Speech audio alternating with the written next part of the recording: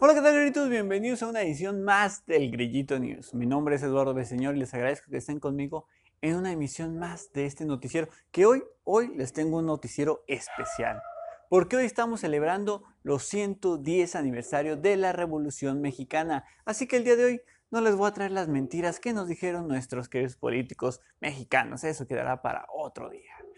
Hoy hablaremos de los datos curiosos que tal vez no conocías de la Revolución Mexicana, así como de sus personajes importantes de esta revolución. Así que comenzamos este noticiero especial. Ya inicia el Grillito News con Eduardo Villaseñor. Primero lo primero, ¿por qué inició esta revolución? Pues como todos ya sabemos, era por quitar de la silla presidencial a don Porfirio, ese que ya se le había encarnado, que ya se había unido a la silla, ya era parte de él, parte de la silla. Porfirio en este caso era el malo de esta telenovela, de esta película. Al menos eso nos dijo la SEP. Ya ven que la SEP de repente se avienta cada jalada. A veces hasta parece que nos maleducan. Pero bueno, según ellos tenía que haber un villano y don Porfirio era el indicado. ¿Pero realmente era un villano o era un héroe? Pues vamos a hablar un poquito de esto, y para hablar si era héroe o villano tenemos que irnos más atrás de la revolución. Hay que hablar de la Guerra de Reforma, donde don Porfirio era un héroe, donde don Porfirio luchó al lado de Benito Juárez contra los conservadores, en esa lucha que era entre liberales y conservadores. Él ayudó para que Benito Juárez lograra ponerse en el poder contra los conservadores. Y ahí, cuando Porfirio y cuando Juárez logró ese poder, pues ¿qué hizo? Dijo, ¿saben qué? Yo no voy a pagar la deuda externa, a mí me va la deuda externa. Es más, la deuda externa me hace lo que el viento. De hecho, yo creo que de ahí salió lo de la frase de me hace lo que el viento a Juárez. Yo digo, ¿no? Ahí está, ya aprendieron algo nuevo. Cuando Benito Juárez dice esto, los franceses aplican, no, culero, ¿no vas a pagar? Vas a ver, entonces te invadimos y te vamos a dar en la madre. En ese momento, pues sí se veía canijo que México pudiera poner una resistencia, ya que venía de la guerra de reforma, donde los conservadores y los liberales se habían chingado todas las armas, se habían chingado los hombres. O sea, teníamos un ejército bien rascuacho, bien para la fregada ahí, unas cuantas armas, unos traían hasta resorteras, o sea, estaba para la fregada. O sea, para la fregada estaba el ejército. Mientras que el francés pues traía pinche AK-47, pinches pistolas del rayo láser, o sea, de primer mundo, o sea, ellos bien chingón venían. Entonces todo parecía que nos iban a dar en la madre fácilmente, o sea, no parecía que México tuviera oportunidad de evitar el avance de los invasores. Pero eso no pensaba lo mismo Ignacio Zaragoza, Miguel Negrete y por supuesto Porfirio Díaz, estos generales los cuales hicieron frente y lograron acabar con la invasión francesa y retirarlos a todos. Incluso en esta pelea se vio un poco del autoritarismo que ya traía Porfirio Díaz, porque cuando acabaron, pues ahí los franceses que quedaron y huyeron, pues aplicó la de la Zaragoza, ¿saben qué? Ya se acabó, vamos a la casa, vamos a echarnos una chelita, yo les invito ahí la carne asada, vamos a festejar chingón, ¿no? Y Porfirio dijo, no, ni madres, primero acabamos a estos cabrones que están escapando y los matamos a todos. Y después celebramos todo lo que quieran. O sea, ahí ya se notaba ese como pues, problema de violencia que traía Porfirio, ¿no? Pero bueno, ya cuando logra, este es un momento más álgido de Porfirio Díaz. Entonces, en ese momento ya Benito Juárez muere y Lerdo de Tejada se queda en la presidencia. Ya después, cuando hay busca reelegirse, ya nadie lo quería Lerdo de Tejada. Entonces Porfirio Díaz dice, llegó mi momento. Llegó el momento que yo brille y llegue a la presidencia. Hay que decirlo, Porfirio ya lo había intentado 2 veces y había perdido. En la tercera dijo, la tercera es la vencida. Lo intentó y Lerdo de Tejada le hizo cualquier, un chingo de trampas, pues, para que, así como lo hace el PRI en la actualidad, así la aplicó Lerdo de Tejada y se quedó nuevamente en la presidencia. Pero Porfirio Díaz dijo, ¿saben qué? A la chingada. Yo dije que en la tercera ganaba y voy a ganar, como sea. Y se levantó en armas contra Lerdo de Tejada, quitándolo de la silla presidencial y poniéndose él. En ese momento, cuando don Porfirio llegó a la presidencia, México estaba hecho un desmadre. O sea, había robos, violencia, la hacienda pública estaba en bancarrota, no había industria. O sea, igualito, igualito como está Michoacán en estos momentos. Así estaba México. Entonces don Porfirio dijo, hágase la paz. Que la paz sea con todos, a cualquier precio. Y en ese momento, pues tenía dos grandes problemas Porfirio cuando llegó a la presidencia. La delincuencia y los generales que todavía buscaban quitarlo de la silla presidencial, porque así era antes. Matabas al presidente, te quedabas en su lugar. Chingón, o sea, bonito nuestro país. Entonces dijo, primero vamos a arreglar lo de los generales que todavía me quieren fregar. Aplicó la de, ¿qué quieres? ¿Pan o palo? Así. Muchos preferían el pan porque que te metan un palo, está cabrón, ¿no? Si te andan descalabrando, no sean mal pensados. Pero ¿en qué consistía el pan? Darte pan significaba que le iban a dar un puesto importante a estos generales, los iban a acomodar en un estado donde ellos iban a estar pues, encargándose de ese estado, ¿no? Y todo ese tipo de cosas. Entonces se les trataba bien, se les daba un buen salario, o sea, se les trataba bonito, ¿no? Obviamente, don Porfirio ya tenía la sabiduría, o sea, ya había estado en una revolución, ya había estado en una guerra, ya había estado en una invasión, o sea, se la sabía de todas. Entonces lo que aplicó don Porfirio fue a cada general estarlo moviendo determinado tiempo para que no echara raíz y luego lo quisiera quitar de la silla presidencial. Lo mismo exactamente aplicó con los delincuentes. Los más importantes se les acercó y les aplicó, ¿qué quieres? ¿Pan o palo, cabrón? Muchos decidieron unirse a él y estos formaron la Fuerza Rural. Esta Fuerza Rural fue la que se encargó de acabar con los delincuentes, que a esos ya a los bajitos, ahí a los cualquiera, a esos ya no les dieron la oportunidad de elegir, a esos les aplicaron la ley fuga, ¿no? O sea, donde los agarraban, ahí se los echaban. Ahora sí, como diría esa frase que le atribuyen a Porfirio Díaz, échatelos en caliente. O sea, nada de andar llegando al juez, ni que nada. Ahí se los echaban y así fue como Porfirio fue haciendo un México estable. O sea, si ustedes me preguntan, ¿realmente era el villano? Pues creo que Porfirio era un mal necesario. Realmente México necesitaba que le diera esa estabilidad a nuestro país. Entonces ya con don Porfirio en el poder ya llega la modernización de nuestro país, se le saca saca a México de la bancarrota, empieza a haber un poquito de modernismo. Parece que a pesar de que peleó con ellos, Porfirio era muy fan de Francia, entonces intentó afrancesar un poco a México, empezó a meter todo este tipo de cosas, pero se le olvidó una cosa, él aplicó la de darle todo a los ricos y a los de clase media y pobres los mandó a la frega, o sea, se olvidó de ellos. Entonces fue ahí cuando empezó esa desigualdad tan grande en nuestro país que pues entonces llegó en el cansancio, ¿no? Pero eso sí, Porfirio le dio mucha estabilidad a nuestro país. Entonces ya se vino pues todo este problema de que Francisco y Madero se juntó, empezó a hacer su desmadrito, dijo, ¿sabes qué? Vamos a quitar de la presidencia a Porfirio Díaz, se hizo toda la pinche guerra, lo quitaron y después exactamente siguió las cosas igual. Mata al presidente, quédate en su lugar. Así la aplicaban todos. Pero bueno, así más o menos fue la historia de esta revolución. Que miren, esto ahorita me censuraría Andrés Manuel si escucha esto, pero Benito Juárez y Porfirio Díaz eran muy similares. Benito Juárez iba por el mismo camino que tomó Porfirio Díaz. Porque ya lo dijo un gran hombre, muy sabio él, llamado Batman. Ya ven esa frase que dijo, mueres siendo un héroe o vives lo suficiente para convertirte en un villano.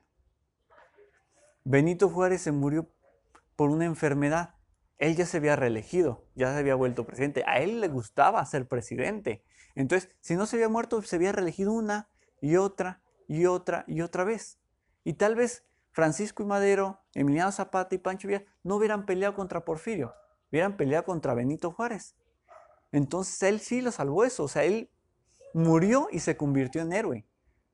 Pero Porfirio Díaz vivió lo suficiente para convertirse en el villano de esta película. Ah, qué bonita frase. Qué chingona. Pues bueno, vamos a pasar ahora a los datos interesantes de cada uno de estos personajes que participaron en la Revolución Mexicana. Vamos a iniciar con Francisco y Madero. Se preguntarán muchos, ¿qué significa la I? Muchos decían que se llamaba Indalecio, Francisco Indalecio Madero, pero esto era una mentira, realmente se llamaba Francisco Ignacio Madero, ya que sus padres eran devotos de San Francisco de Asís y San Ignacio de Loyola, por eso es que llevaba este nombre. Su familia era de las más acaudaladas de México, o sea, increíblemente Francisco y Madero estaba peleando contra los que pues, Porfirio protegía y era él, era su familia, o sea, iba contra su familia él. Cuando él publicó el Plan de San Luis, donde denunció la reelección, que ya estaba hasta la madre de que se estuviera reeligiendo Porfirio Díaz, lo desconoció y llamó a levantarse en armas. Eso sí, a diferencia de la independencia, ya ven que se armó un relajito como que aplicaban la, ay, ¿saben qué? Ya nos quedaron, vamos a tocar la campanita y vamos a irnos a la independencia. No, no, no, no. Francisco y Madero era más arregladito, o sea, más recto. Dijo, ¿saben qué? El 20 de noviembre nos vemos, voy a hacer una carnita y voy a tener chelitas y vamos a iniciar todo este desmadre. Se me juntan, se me vienen todos chingones, bien presentables, todos bien armados también para hacer el desmadrito. O sea, eso sí ya está bien coordinado, no como la independencia. Después de triunfar en esta revolución, el 6 de noviembre de 1911 fue elegido Francisco I. Madero como presidente de México, pero su gobierno no mostró mucha solidez y rápidamente lo quitaron de la silla. Solamente estuvo 1 año con 3 meses. A Nachito lo asesinaron el 22 de febrero de 1913 junto a José María Pino Suárez, pues uno de los hombres cercanos de él, cuando fueron traicionados por Victoriano Huerta después del cuartelazo de la Ciudadela. También hay que decirlo que a Madero lo traían de bajada bien cabrón con el bullying, o sea, lo llamaban pingüica por lo chaparrito que era él. Y además de eso, pues como era un apasionado del espiritismo, los medios lo llamaban el loco que se comunicaba con los muertos. Pero algo había de esto, ¿no? Porque realmente sí era un fanático del espiritismo y lo conoció o se introdujo en él cuando estudió en Francia. Y cuando regresa a México, Madero ya decía que él era todo un medium, que él podía hablar con los muertos. Incluso hablaba con uno en especial llamado Raúl, que al parecer era como su hermano. Y ya ven, como típico güey que invitan a una fiesta y tú dices, bueno, pues yo invito a un compa. Pues Raúl, este muerto con el que hablaba Madero, invitó a su compa José también para que hablara con Madero. Y se dice, cuentan las malas lenguas, que realmente Raúl y José fueron los que incitaron a Madero a hacer la revolución. O sea, le aplicaban, ¿sabes qué, paps? Tú no estás para andar ahí en fiestas, ahí disfrutando del dinero de tus jefes. No, no, no, ni madres. Tú estás para hacer algo grande. No que andes jugando ahí polo con tus pinches compas ricos. No, tú estás para ser el libertador de esta historia. Tú estás para ser el héroe de este país, cabrón. Aviéntate, cabrón. Haz la revolución. Bueno, eso cuenta. Quién sabe si realmente sea cierto. Y ahora pasamos a Emiliano Zapata, este personaje que hace meses dio mucho de qué hablar, pero no por la revolución, sino por su sexualidad. Esto por culpa de una pintura y de la familia Emiliano Zapata, que hizo más desmadre de lo que realmente merecía el asunto. Pero bueno, Emiliano Zapata era uno de los personajes de la Revolución Mexicana más populares por representar a la mayoría del pueblo, porque era pobre, campesino, humilde y con poca instrucción escolar. Al menos eso nos mostraron en los libros de la SEP, como que les digo. Emiliano Zapata había sido un defensor del campesino y por eso se le hizo relación con esto de que él era pobre, pero realmente no, nada más alejado de la realidad. Él no era pobre, o sea, él tenía una gran pasión por los caballos, por lo que se dedicaba al comercio de estos y le dejaba pues su buena lanita, la verdad. Además de tener una buena posición, decían que tenía gustitos bastante finos porque le gustaba la comida francesa y el coñac. Él no andaba tomando pinche mezcal y tequila, no, no, ni madres. Él tomaba coñac, o sea, como don chingón que era. Zapata derrotó a Huerta en 1913 y como jefe de la revolución y junto a Francisco Villa, peleó luego contra Carranza y luego fue traicionado por Jesús Guajardo, emboscado y asesinado en la hacienda de Chinameca, en Morelos. O sea, ya ahí después lo traicionaron y valió madre, ¿no? Otro dato curioso sobre Zapata es que decían que él fue el primero, ¿qué pinches actores de Hollywood? No, no. Él fue el primero en utilizar un doble en algunos eventos públicos. Pues ya ven que traía como que el asedio muy fuerte del gobierno. Entonces aplicó la de, ¿sabes qué? Pues como que ahora me ando sintiendo medio mal, güey. Como que, ¿por qué no vas tú ahora, tú, mi doble, a ese evento público, no? Ahí échatelo rápido, ahorita vienes, ¿no? Así la aplicaba don Zapata. De hecho, cuando matan a Zapata, lo primero que hace la gente es buscar un lunar en el ojo superior que tenía para corroborar si realmente era él o uno de sus dobles. Desgraciadamente resultó que pues sí era él y valió madre. Pasamos a muchos personajes muy importantes, los cuales eran las mujeres, las soldaderas o las adelitas, como quieran conocerlas.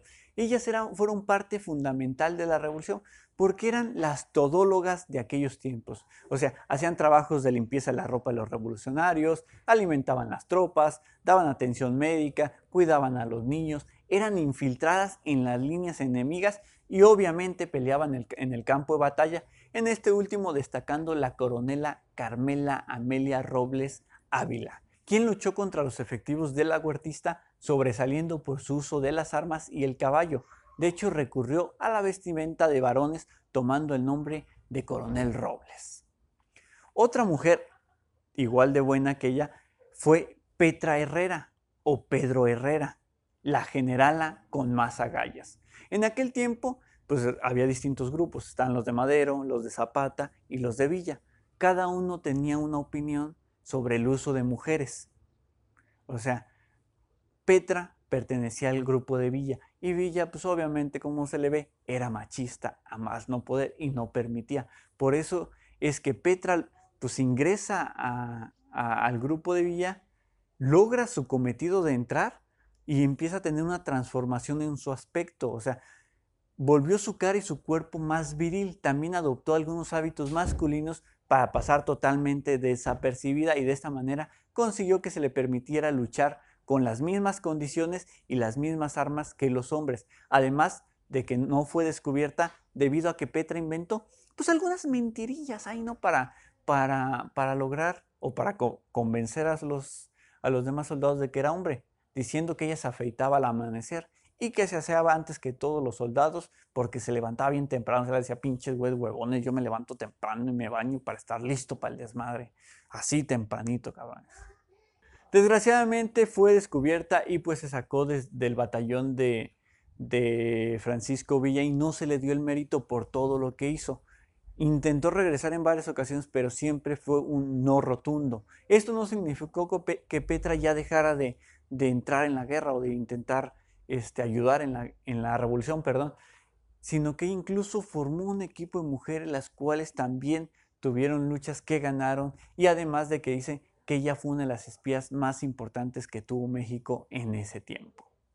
Otra que obviamente no podíamos dejar de hablar es de Adelita. Adela Valverde Pérez, una niña literal porque tenía como 13 años cuando ella se entra en esto de la revolución. Igual que Madero, ella vivía en la opulencia y era una mujer acomodada. O sea, ella no tenía necesidad de andar en las armas, pero ella buscaba esa liberación del porfiriato y por eso es que se une a la revolución. A diferencia de Petra, ella no entra en armas, o sea, ella realmente ayuda a cuidar a los enfermos. Incluso dicen que era muy importante porque cuando algún herido ya entraba en un momento muy complicado, ella le ayudaba mentalmente a bien morir. O sea, les ayudaba con la cuestión mental para que no sufrieran tanto. O sea, una gran mujer también. Y pues bueno, pasamos al último de los personajes, pero no por ello menos importante. De hecho, fue el que a mí más me intrigó y me sorprendió. Doroteo Arango, o mejor conocido como Francisco Villa, Panchito Villa para los compas. Villa fue un personaje que ha cautivado por muchas razones, tanto por sus batallas como por su icónica figura, porque fue bandolero, contrabandista, eso sí, a favor de los pobres, o sea, era como un Robin Hood mexicano. Fue retratado de muchas formas, tirano, genio, mujeriego, con don de gente, como un caudillo del pueblo y a su vez un líder brutal y tiránico. Villa se unió a las filas de Madero contra Porfirio Díaz con su ejército creado y comandado por él mismo en la zona norte de México, saliendo siempre victorioso.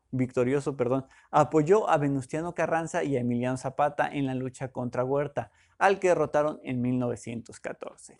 Y lo típico que pasaba en esta época, Zapata y Villa fueron traicionados por Carranza para que se afianzara Obregón en la presidencia.